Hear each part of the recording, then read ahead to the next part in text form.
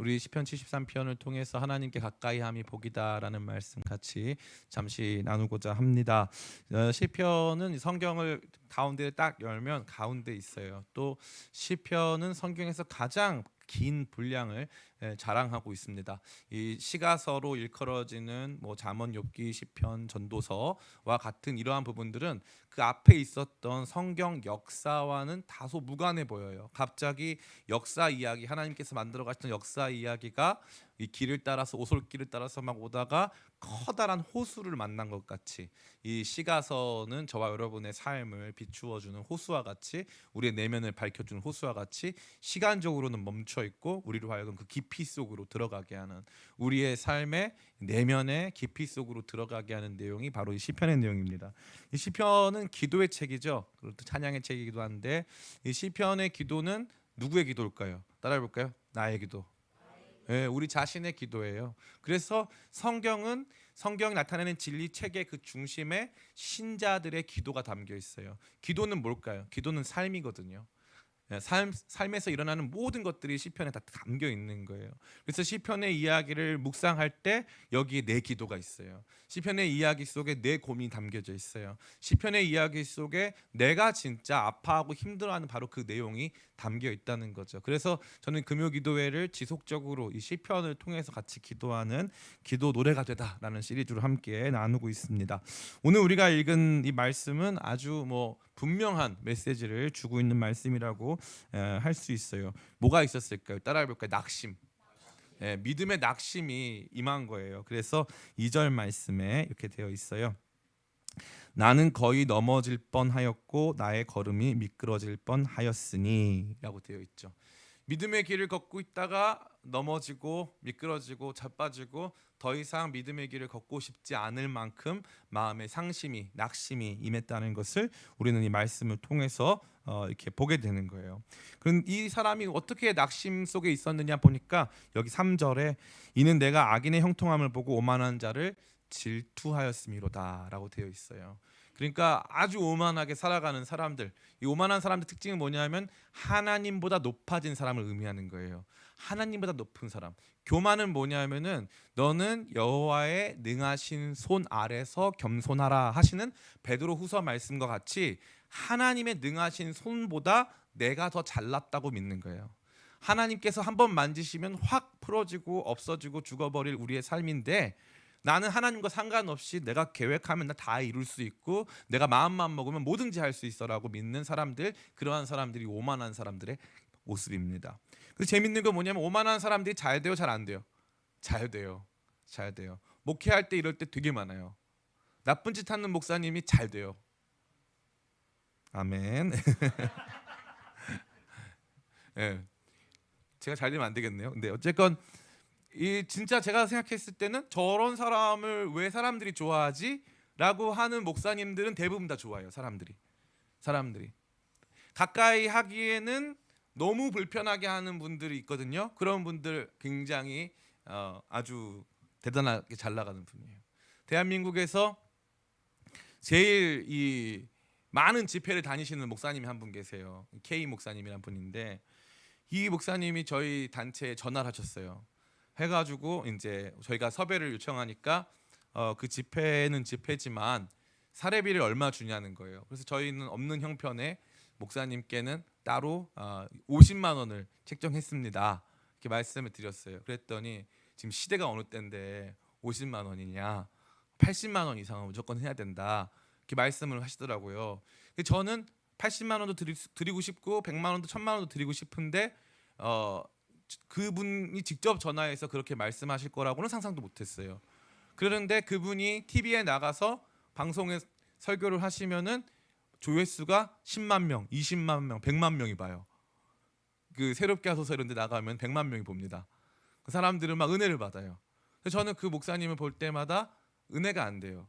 왜냐하면 본인이 왜 그렇게 했는지는 알 것 같아요. 목사님들, 집회 다니시는 목사님들이 차비도 쓰고 막 해야 되는데 본인은 잘 사니까 상관없는데 다른 사람이 있어야 총대 매겠다라고 하는 숭고한 마음이 있는 건 알겠는데, 그분 빼고 이 강의만 해서 생활을 영위할 수 있는 목사님은 없어요. 대한민국에 없습니다. 그러니까 다른 사역을 해야 이것도 할 수 있는 거예요. 그러니까 그분이 말씀하시는 외부 집회만 해서 이 충분한 사례비를 받고 생활을 영위 가능한 상황은 대한민국에서는 거의 존재하지 않는다고 보는 게 맞는 거죠. 그리고 본인은 이미 뭐 그렇게 많이 받고 계시기 때문에 상관은 없는데, 근데 그런 분들이 더 잘 된다 이 말이에요. 더 잘 된다. 어떤 교회 목사님은 밖에서 성도님들한테 보여주는 차는 중형차 보여주는데 그 교회에 같이 사역하던 제가 아는 한 사역자분은 그 목사님 차는 포르쉐다. 예, 목사님이 주님께로 빨리 달려가려고 스포츠카 포르쉐를 타고 다니시더라. 저는 목사가 포르쉐 탈 수 있다고 생각해요. 저도 좀 사주세요. 근데 포르쉐 아멘도 아멘 하지 마. 포르쉐 탈 수 있다고 생각해요. 제가 더 안타깝게 보는 건 뭐냐면 그러면 포르쉐를 그냥 타고 다니면 되잖아요. 왜 사람들한테는 중형차를 보여주냐 이거예요. 왜 자기는 그렇게 하냐는 거죠. 또 어떤 교회, 아주 유명한 교회 있는데 그 교회는 목사님이 이 교역자들 모아놓고 술자리를 벌이고 또 교역자 수련회를 가면은 밤에 그렇게 음담패설을 한대요. 근데 그분은 엄청 존경을 받아요. 제가 그런 분들을 많이 알죠. 제가 존경하는 분들은 다 따로 있어요. 예. 근데 만약에 저희 강단에 저를 포함해서 그 목사님들 쫙 서 계시면 아마 여러분들은 저를 다 무시하고 그분들을 더 존경하실 거예요. 근데 저는 그분들을 다 알기 때문에 그런 분들을 별로 존경하지 않아요. 잘 되는 건 누가 잘 되냐? 자신감 있게. 재밌게도 제가 그 청소년 단체 해봤잖아요.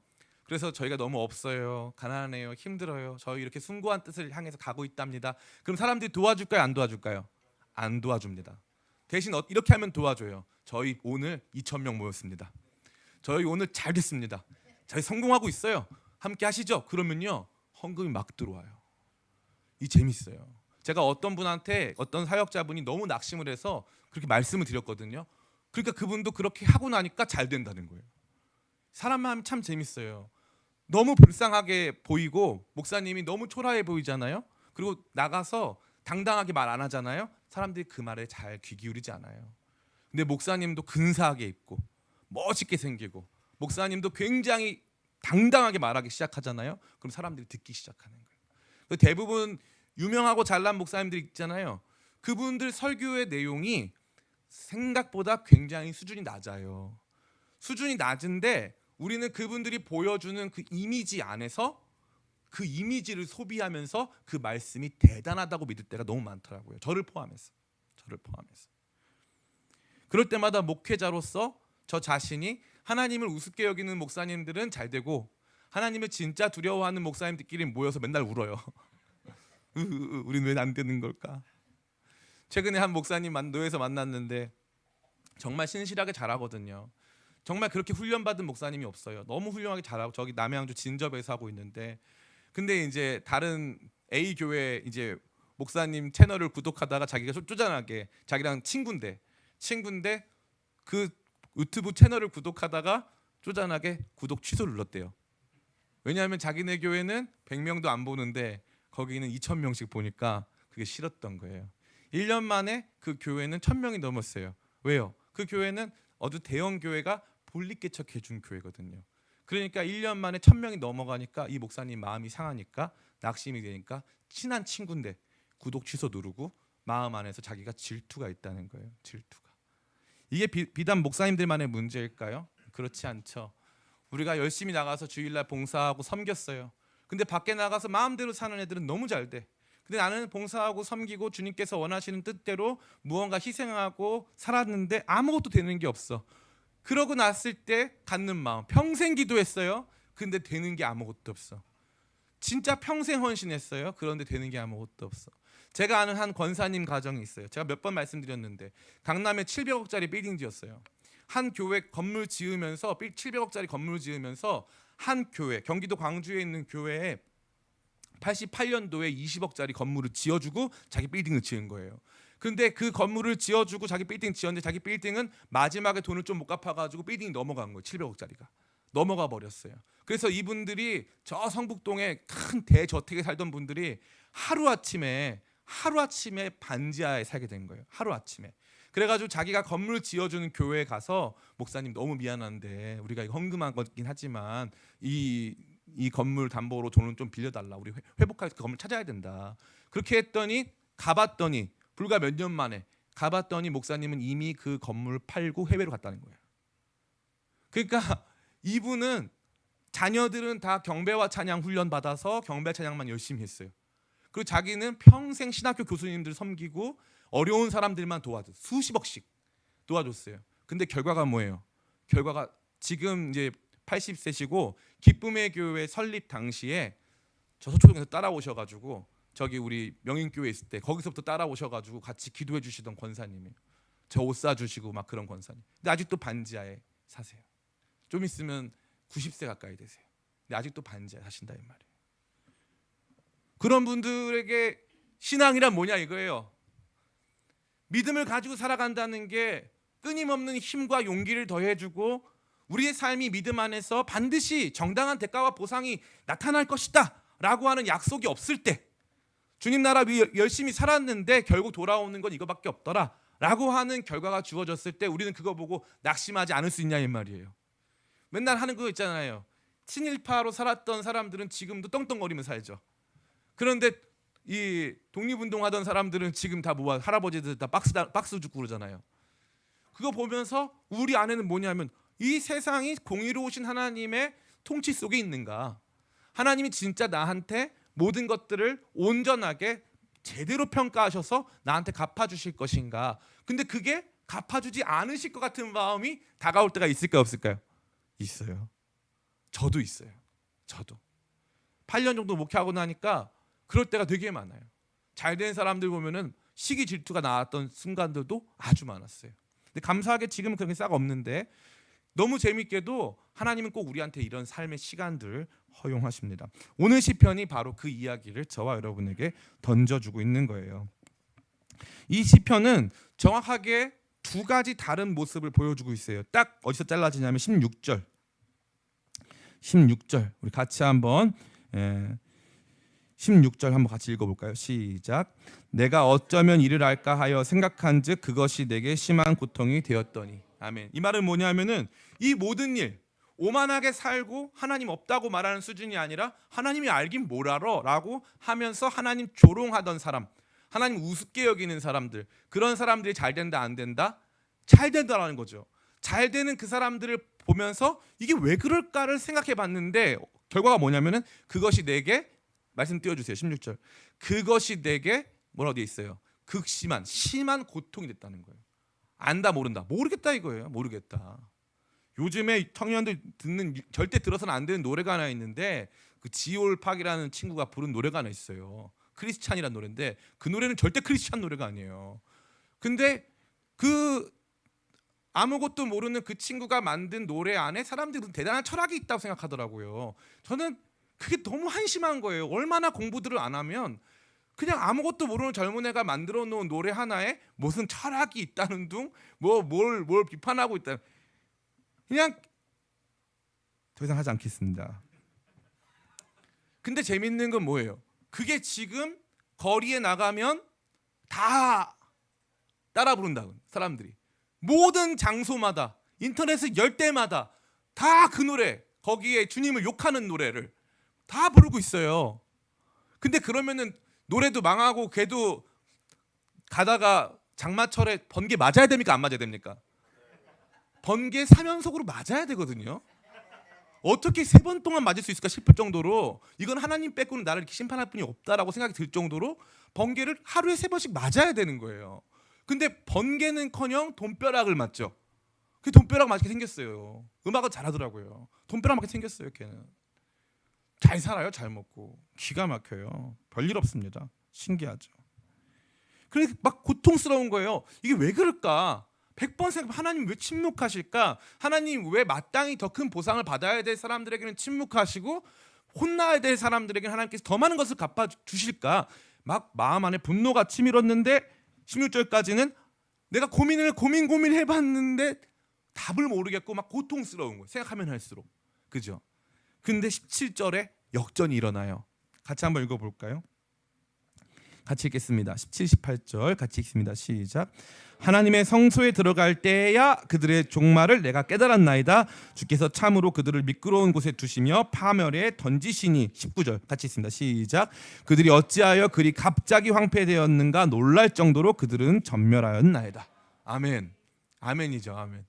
그러니까 갑자기 그 전까지 16절까지 막 고통스럽게 이 모든 것들에 대해서 고뇌하고 아파하고 그것으로 말미암아 허탈해하고 자기 자신의 처지에 대하여서 마음 상하고 있었는데 어느 한 시점이 되니까 하나님께서 그들을 어떻게 심판하실 것인지, 하나님께서 그들에게 대하여서 궁극적으로 어떠한 판단을 내리실 건지에 대한 분명한 깨달음과 지식이 그에게 팍 왔다 이거예요. 그게 언제부터입니까?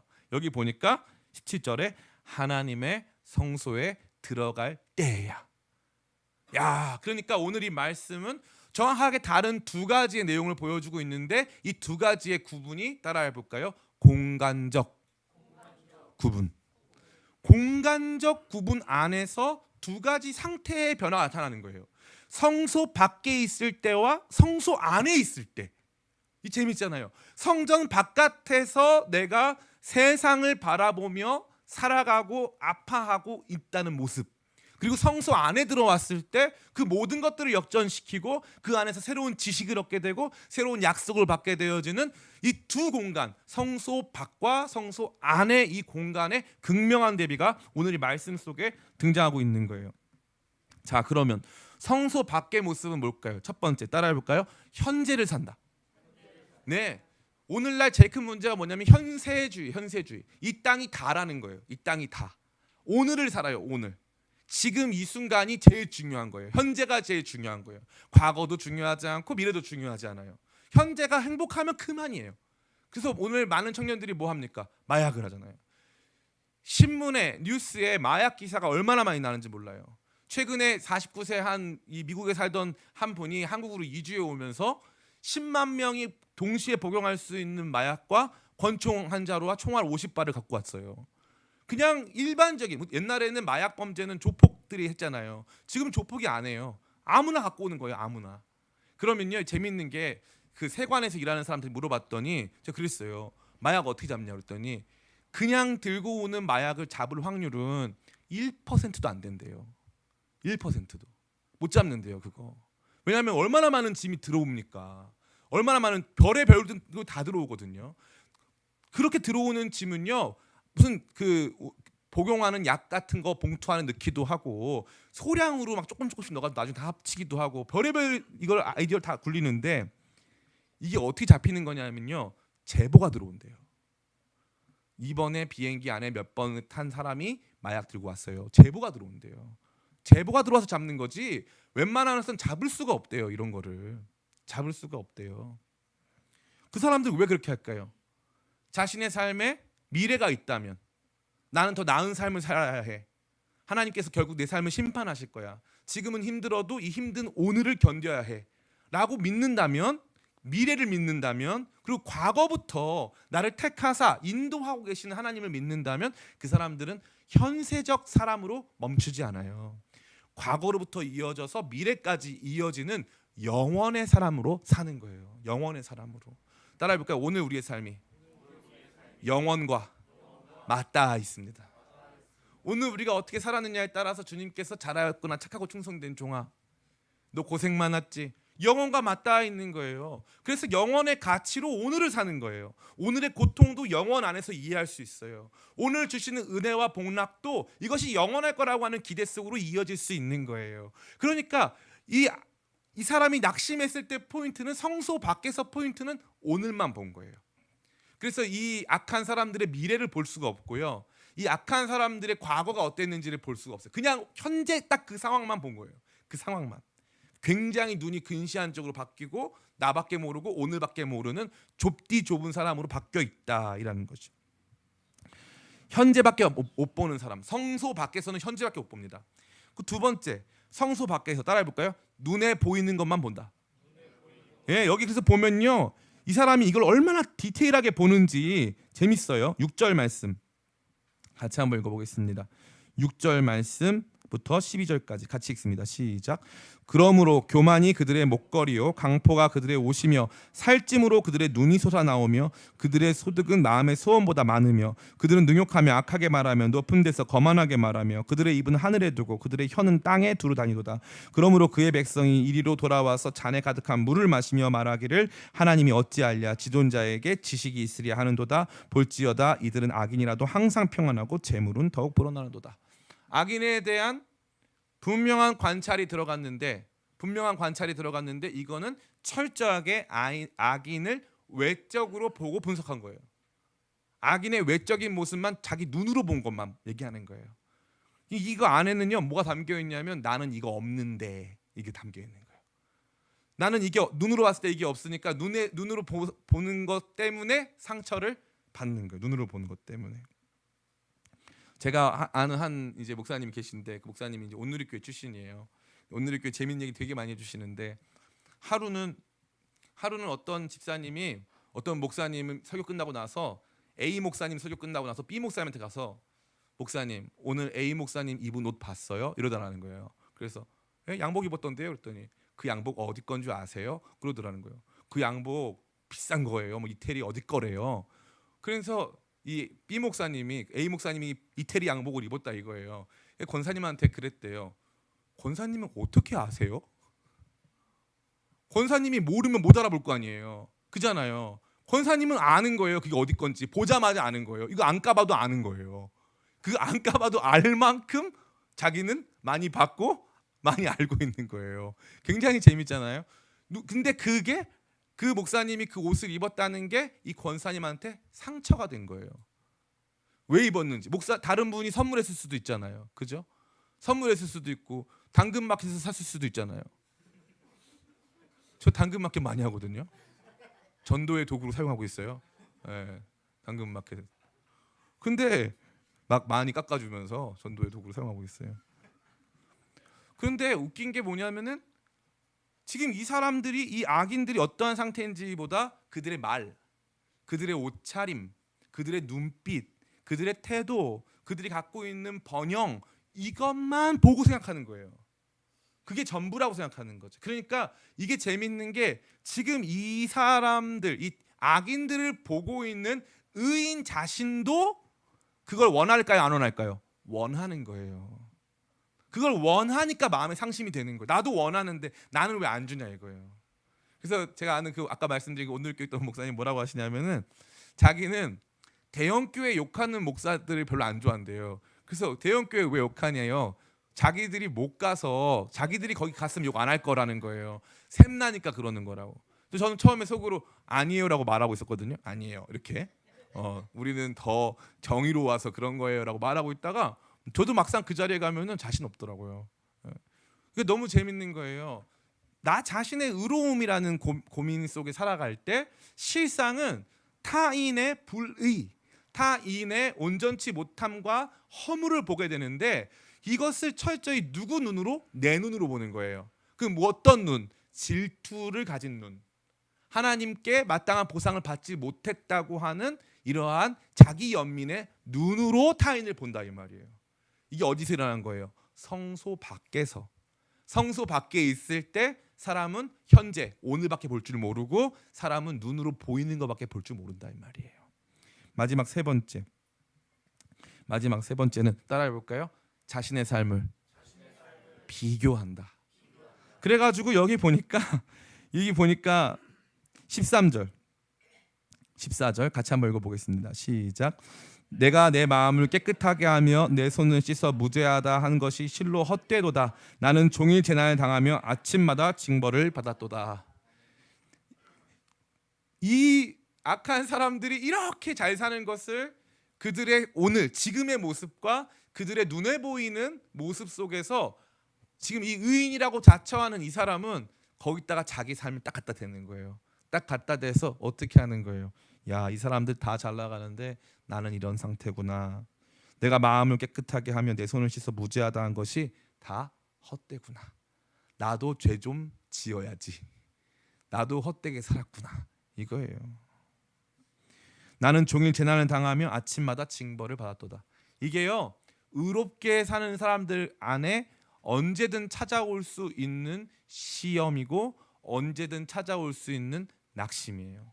언제든 찾아올 수 있는 낙심. 근데 이 사람이 어디 있을 때 이런 상태가 된 거예요? 성소 밖. 성소 밖은 우리한테 이거밖에 안 주는 거예요. 다른 이들의 삶, 나의 삶을 현재의 관점으로 보게 하고요. 눈으로 보는 것만 보게 하고 그들의 삶과 나를 비교하는 거예요. 비교하는 거예요. 그러면서 성소 밖에서 나는 어떤 나예요? 불행한 나.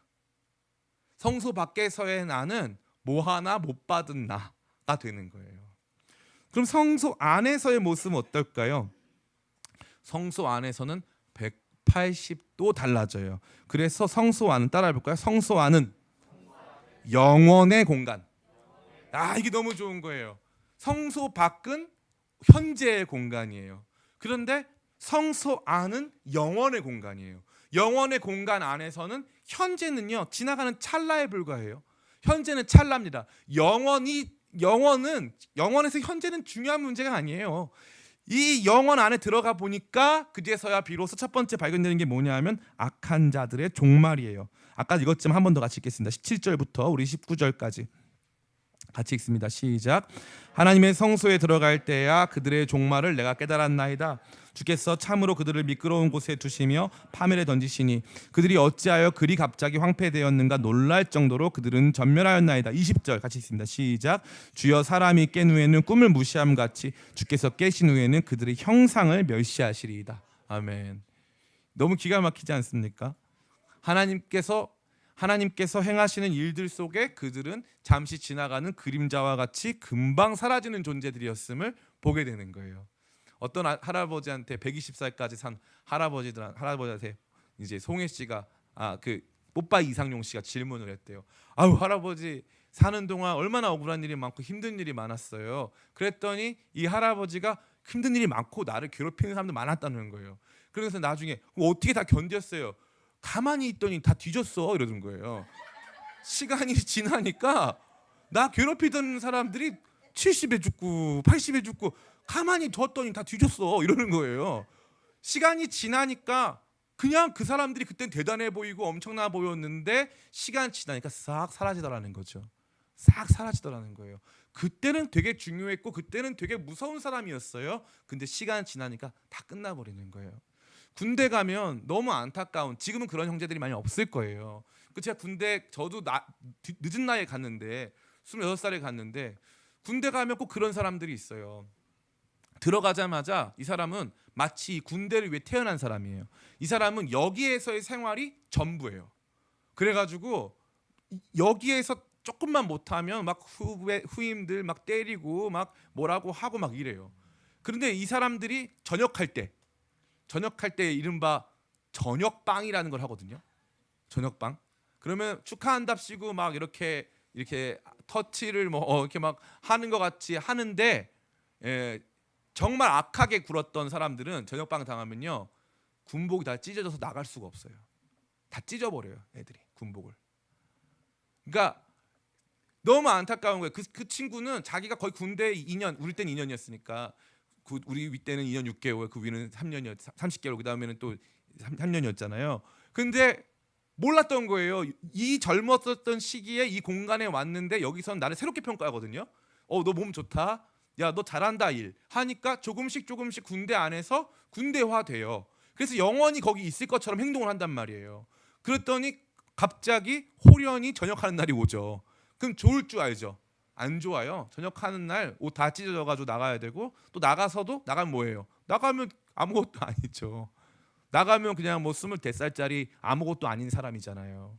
근데 그걸 모르고 사는 거예요. 그걸 몰라요. 너무 안타깝게.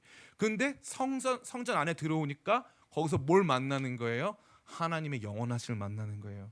영원하신 주님, 시간의 주인이시자 역사의 주관자이시자 우리의 삶의 영원하신 심판자, 그분 앞에서 누구도 벗어날 수가 없고 반드시 자기가 뿌린 대로 거두게 되어 있다라는 것을 성전 안에서 경험하게 되는 거예요. 두 번째 재밌는 게 뭘까요? 악인을 향한 어마어마한 심판과 더불어서 따라해 볼까요? 나 자신의 한계. 나 자신의 한계를 발견하는 거예요. 이게 왜 중요하냐 하면 아까 내가 왜 상처받았어요? 내가 내 눈으로 오늘밖에 못 보면서 내가 평가했잖아요. 내가 내 눈으로 다른 사람 보면서 저 사람은 저렇게 평안한데 저 사람은 살쪄서, 저는 이 표현이 제일 마음에 와닿더라고요.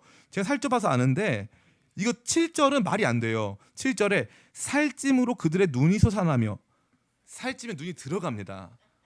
눈이 안 나와, 눈이 나왔으면 좋겠는데 살찌면 눈이 들어가요.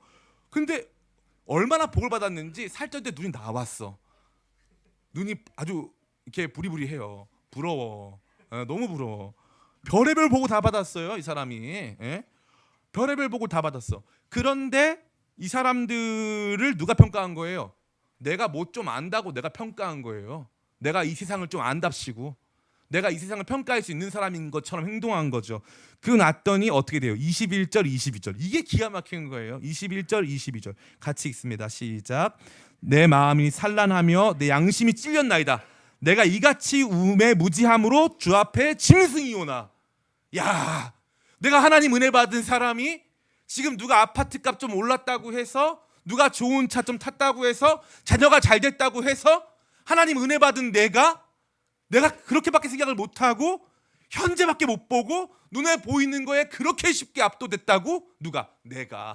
내가 평생 주님을 위해 살았다는 내가 그렇게 쉽게 누군가의 마음 안에 그것 때문에 넘어지고 무너졌냐 이 말이에요. 이걸 어디서 발견한다는 거예요? 성전 안에서. 나의 연약과 한계를, 내가 그동안 다 옳다고 믿었던 가치들, 이건 이래야 해 라고 생각했던 모든 내용들, 그거 다 뒤로 집어치우고, 주님 저는 마음이 산란하고 내 양심이 찔립니다. 주님 저도 그거 원했나 봅니다. 저도 정말 이 땅에서 평안하고 돈 많이 벌고 잘 먹고 잘 살기만을 원했나 봅니다. 어디 앞에서, 어디 안에서? 성소 안에서 발견한 거예요. 주님 저도 그런 사람이었어요. 그리고 아무것도 몰랐어요. 제가 그런 사람인지도 몰랐어요. 이게 그 고백이잖아요. 내 마음이 산란하며 내 양심이 찔렸나이다. 내가 이같이 우매무지함으로 주 앞에 짐승이 오나. 짐승이 뭐예요? 무슨 동물 혐오하는 거예요? 아니잖아요. 마땅히 인간이 알아야 할 하나님의 어떠하심과 삶이 무엇인가에 대한 분명한 통찰, 이거 말씀 들을 때, 은혜 받을 때 얼마나 우리 여유롭게 다 알고 있었어요. 삶이라는 게 그게 아니야. 이 땅의 시간 지나가면 하나님께서 반드시 우리에게 천국에서 우리에게 갚아주시고 하나님께서 보상하셔. 하나님의 영광스러운 칭찬이 있는 거야. 하나님 미소가 있는 거야. 그거 다 믿고 산다고 생각해 놓고서는 지금은 마치 모든 것을 다 쉽게 까먹는 굉장히 이 아무것도 모르는 짐승과도 같이 인간답지 못하게, 지혜롭지 못하게 이것밖에 안 됩니다 하고 있는 게 바로 이 사람이죠. 성소 안에 들어갔더니 나의 한계와 연약함과 죄악들을 발견하는 거예요. 성전은 영원의 공간, 거룩의 공간. 그 안에서 우리는 너무나도 놀랍게 악인에게 임하는 명확한 심판을 통해서 영원을 만나고, 또 우리 자신의 어떠함을 바라보며 거룩을 만나서 그 안에서 겸손하여지는 거예요. 그럼 여기서 끝날까? 아니요, 안 끝나요. 세 번째가 중요해요. 따라해 볼까요? 하나님의 은혜. 이 성전 안에 들어왔더니 영원이라고 하는 개념으로 우리의 삶이 영원에 잇대어서 확장이 되면서 이 악인들의 삶도 바라보는 관점이 달라지기 시작하고, 거룩하신 하나님 앞에서 우리 자신을 발견하면서 그 앞에서 완전히 겸손해진 상태가 됐단 말이에요. 그러고 나서 재밌는 건 뭐냐면 우매무지한 짐승 같은 우리에게 23절 같이 한번 읽어보겠습니다. 23절부터 우리 26절까지 같이 읽겠습니다. 시작. 내가 항상 주와 함께하니 주께서 내 오른손을 붙드셨나이다. 주의 교훈으로 나를 인도하시고 후에는 영광으로 나를 영접하시리니 하늘에서는 주 외에 누가 내게 있으리요 땅에서는 주밖에 내가 사모할 이 없나이다. 내 육체와 마음은 쇠약하나 하나님은 내 마음의 반석이시요 영원한 동기시시라. 아멘. 우매무지한 짐승이지만 주께서 내 오른손을 붙잡아 주셨고, 주님께서 영원한 나의 상급이시고 내게 돌아올 나의 기업이시고 내 마음의 반석이셨다는 거예요. 이게 어디에서? 성소 안에서. 성소 밖과 성소 안은 이와 같이 어마어마한 우리의 존재적 차이를 만들어낸다라는 것입니다. 그럼 이 말씀이 저와 여러분에게 주는 중요한 세 가지 적용점이 있어요. 첫 번째 따라해 볼까요? 하나님은 우리를 잘 아십니다. 예, 생각해 보세요. 이 시편이 왜 기록됐을까요? 이 시편의 고백을 성도들 1번, 이 시편의 고백이 일반적이지 않은 고백이어서 성도들이 절대 안 하는데 세상에 이런 사람도 있다는 거 보여주려고. 2번, 웬만한 성도들이 살다가 다 이런 고백을 하니까. 1번입니까? 2번입니까? 2번이죠. 다 낙심하고 다 오늘의 삶 속에서 우리가 눈으로 보이는 것만으로 서로를 판단하고 평가해서 하나님 나라 위해서 열심히 살았는데 이게 뭡니까 하면서 낙심하는 날이 맨날 있거든요. 그러니까 너무 재밌는 건 이 말씀은 하나님이 우리를 향한 공감이에요. 공감. 너 이랬지? 이런 마음 있지? 삶 속에서 이런 시간이 있지? 믿음은 이런 거예요. 언제나 행복하고 언제나 보상이 찾아오고 아무 문제 한 번도 없고, 이게 믿음 생활에 생각하시는 분들은 착각 중에 착각입니다. 절대 그렇지 않아요.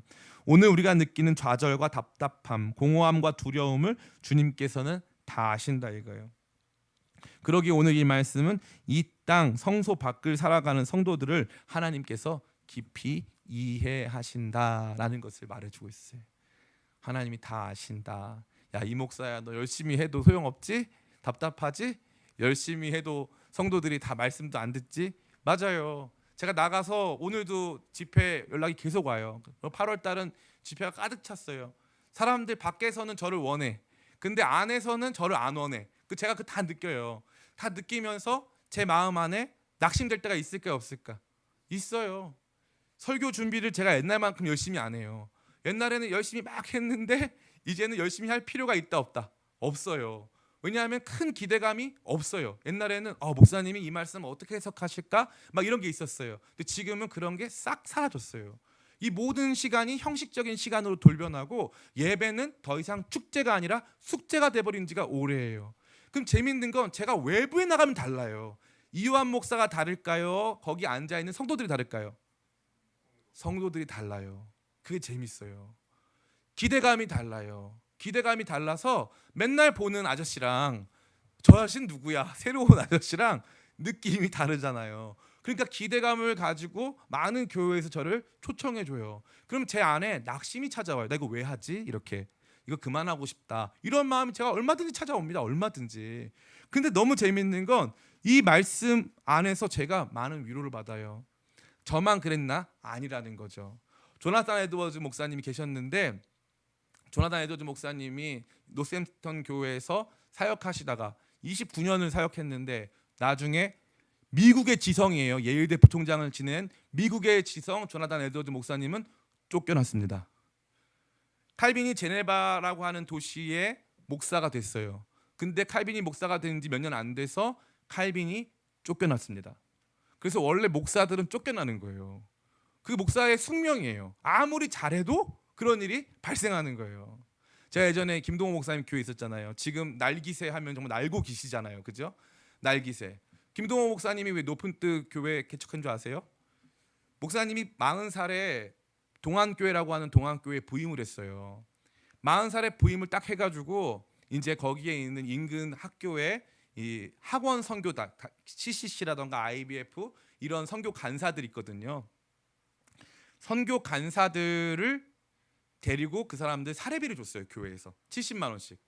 그 경희대, 외대 이런 친구들을 사례비를 줬어요. 그러니까 연세대, 고려대 있던 간사들이 다 온 거예요. 그러니까 목사님이 우리 너네는 못 준다. 여기 경희대, 외국어대 이쪽만 줄 수 있다. 그랬더니 이 사람들이 젊은 간사들이 뭐라고 하냐면, 목사님 저희 사례비 받으려고 온 거 아니에요. 목사님이 저희 같은 캠퍼스 간사들이 인정해 주시는 거 너무 감사해서 왔다고 해가지고 1000명짜리 교회에 부임했는데 청년들이 4000명이 들어요. 4000명. 그러면 교회가 5000명이 됐잖아요. 그러는데 장로님들은 맨날 뭐라고 하냐면, 저 헌금도 안 하는 청년들 백날 데려와 봐도 소용없는데 목사님이 그렇게 한다서 목사님 피를 말리는 거예요. 지금은 날기새 해가지고 한번 영상 올리면 수만 명이 보잖아요. 그런데 아무리 좋은 교회도 아무리 좋은 목사님 가잖아요. 그러면 그 교회에서는 인정받기가 쉽지가 않아요. 쉽지가 않아요. 그럼 동암교회 계시던 김동호 목사님이 여기선 도저히 할 수가 없다고 판단하고 나가서 개척한 교회가 높은 뜻 승희교회고, 높은 뜻 승희교회도 열심히 하고 있었는데 학교에서 나가라 그래가지고 갈 공간이 없어서 쪼개가지고 높은 뜻 정의교회, 높은 뜻 광성교회, 높은 뜻 푸른교회 만들어가지고 그때부터 한 교회당 2,000명, 3,000명씩 계속 부흥하는 거예요. 목사의 삶은 원래 그런 거예요. 원래 욕먹고 원래 인정받지 못하면서 쫓겨다니는 게 목사의 삶이라는 거죠. 근데 저는 이 말씀이 제 안에 너무나도 큰 위로로 다가오는 거예요. 이 목사 너가 하면 다를 줄 알았지? 제가 하면 다를 줄 알았거든요. 네가 하면 다를 줄 알았지? 똑같지 않냐? 너 별거 없지 않냐?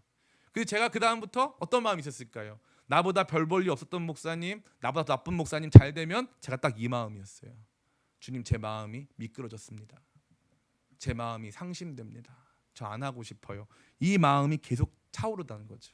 사람 마음이 그래요. 그런데 오늘 이 말씀은 저와 여러분에게 뭘 주고 있는 거예요? 공감을 주고 있는 거예요. 너 그랬지? 너 그랬지? 성소 안으로 들어와. 우리 마음을 다 알고 이해하시는 거예요. 하나님의 거룩한 공감이 여러분에게 임하시기를 간절히 축복합니다. 하나님께서 다 아세요. 여러분 낙심하고 있는 거, 뭐 보고 있는 거 다 아세요. 그리고 나서 성소 안에 들어오면 뭘 만나는 거예요? 성소 안에 들어오면 우리에게 우리가 얼마나 왜곡되고 편향된 시각으로 모든 것을 보고 있었는지를 알게 하시고 우리의 우매함과 무지함을 보게 하사 하나님 행하신 영원에 잇된 관점, 영원에 잇된 마음의 변화를 허락하시는 줄을 믿습니다. 하나님께서 이 말씀으로 저와 여러분을 공감하시고 하나님께로 가까이 이끄심을 경험하기 간절히 축복합니다. 두 번째는요, 따라해볼까요? 하나님의 때가 있다.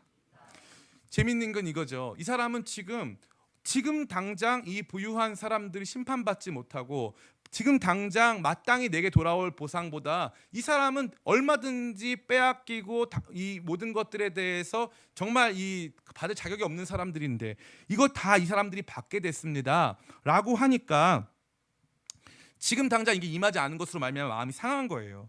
그리고 이걸 알려고 했는데 알았어요, 몰랐어요? 모르겠는 거예요. 하나님 왜 이렇게 하시는지. 근데 너무 재밌는 건 뭐예요? 성전에 들어가니까 뭘 알았어요? 첫 번째, 이 사람들 심판받을 때가 있다는 걸 알았어요. 심판받을 때가 있다. 심판받을 때가 있다. 청년들이 모르는 게 뭘까요? 청년들이 모르는 거, 때가 있다는 걸 몰라요. 때가 있다는 거. 그래서 이거예요. 목사님, 세상이 너무 불의합니다. 시스템이 너무 안 좋아요. 저희가 고쳐야 되겠습니다. 좋죠. 그런데 그때는 안 고쳐져요. 못 고쳐요. 언제 고칠 수 있어요? 우리가 그 시스템에서 죽으나 사나 그 시스템을 지나서 시스템을 고칠 수 있는 나이가 돼요. 또 위치가 됩니다. 예를 들어 이거예요. 저 때만 하더라도 밑에 있는 후임들을 막 갈궈가지고 후임들을 일하게 만들어야 돼요. 근데 제가 고참이 되면은 자연스럽게 그 문화를 끊을 수가 있어요. 이등병 때 이 문화 부당합니다. 싸워봤자 바뀌는 게 있을까 없을까요? 없고 나만 상해요. 그런데 잘 참고 때가 지나가면 어떤 때에 이르르면 하나님께서 갚아주시고 바꿔주시고 해결해주시는 문제가 많다 이 말이죠. 뿐만 아니라 단순히 하나님의 심판하실 때를 아는 수준을 넘어서서 하나님께서 이 모든 일을 왜 이렇게 하시는가를 깨닫는 때가 온다는 거예요. 성전 안에서 그 모든 것들을 깨닫는 때가, 그 모든 것들이 납득되는 때가 있다는 거죠. 그래서 오늘 이 말씀은 하나님의 때에 우리가 반드시 깨달을 수 있다라는 분명한 약속을 저와 여러분 가운데 주고 있습니다. 하나님의 때를 더 신실하게 기다리는 우리 되길 간절히 원합니다. 세 번째, 이건 뭘까요? 따라볼까요? 성전 안으로 들어가는 것이 복입니다. 오늘 이 말씀 너무 재밌죠? 이 위대한 역전이 이루어진 분명한 기준선이 있어요. 그 분명한 기준선이 어딜까요? 성전 안으로 들어갔더니 그거예요. 하나님 임재 안으로 들어갔더니, 예배 안으로 들어갔더니, 묵상 안으로 들어갔더니, 말씀 안으로 들어갔더니, 찬양 안으로 들어갔더니, 거룩한 은혜의 교제 안으로 들어갔더니 그때 알게 되는 거예요. 그게 안 들어가면 알아요, 몰라요? 몰라요. 하나님 임재 안으로 안 들어가 본 사람은 모르고 말씀 안으로 안 들어가 본 사람은 몰라요. 아무도 몰라요. 하나님께 가까이 나아가서 하나님을 붙드는 게 복이고 그 모든 것들이 이 모든 것들을 바꿔가는 열쇠입니다. 우리 28절만 읽고 말씀 마치겠습니다.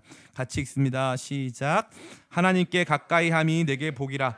내가 주 여호와를 나의 피난처로 삼아 주의 모든 행적을 전파하리이다. 아멘. 하나님께 가까이함이 내게 복이다. 아까는 자기 복 있는 사람이었어요, 없는 사람이었어요? 복 없는 사람이었어요. 뭐가 없어서? 그 사람들의 건강이 내게 없어서, 그 사람들의 물질이 내게 없어서, 그 사람들이 가진 자신감이 내게 없어서 나는 복받지 못한 사람이다. 나는 이렇게 열심히 살아야 될 필요가 없었다라고 낙담했어요. 그런데 하나님 안으로, 성전 안으로 들어갔더니 하나님께 가까이함이 복이고 하나님이 내 기업이시고 하나님이 내 반석이심을 고백하게 되는 거예요. 그래서 주님 앞에 예배하고 기도의 자리로 나아가고 말씀의 자리로 나아가는 것이 저와 여러분들 이 땅의 낙심과 상심으로부터 지켜 보호해주고 우리 모두를 그러한 어려운 시간들로부터 회복시켜주는 거룩한 길임을 깨닫는 저와 여러분 다 되시기를 예수님의 이름으로 축원합니다. 아멘. 잠시 우리 같이 기도하겠습니다.